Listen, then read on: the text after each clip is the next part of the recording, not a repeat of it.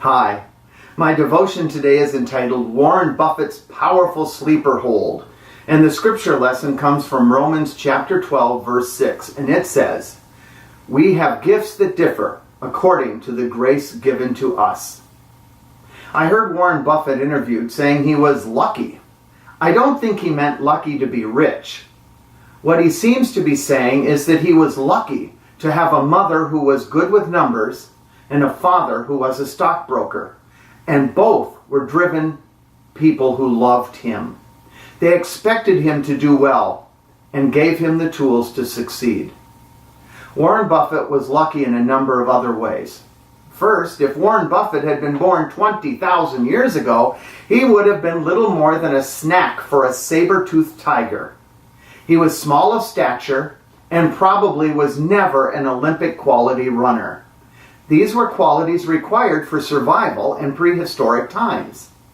Second, Warren Buffett, according to Nicholas Goki, in his article, How to Really Develop Self-Awareness, likes to speak about his circle of competence.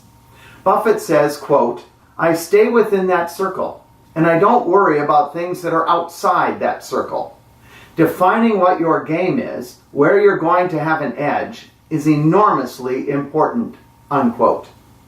Goki continues, quote, "When it comes to stocks, this translates to investing only in industries he understands, businesses he can evaluate, and people he can judge accurately. Looking back on his stellar track record, it's clear Buffett nailed this process of defining his circle of competence," unquote. Buffett believes in focusing on the areas where he has a natural inclination and avoid those areas where he would probably never make a meaningful difference. Hence, why Buffett never tried to be a professional wrestler. I believe another way of describing his circle of competence is to say, one circle of competence is our divine giftedness. When we act on the gifts God has given us, God multiplies those gifts, allowing us to make a bigger difference than we ever thought possible. Today, think about your own areas of giftedness. Where have you been trying to become something outside your circle of competence? And what ways are you responding to your divine giftedness?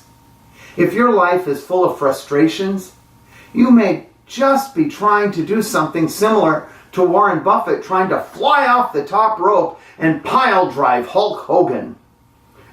Prayerfully ask God to join your life's work to your divine giftedness.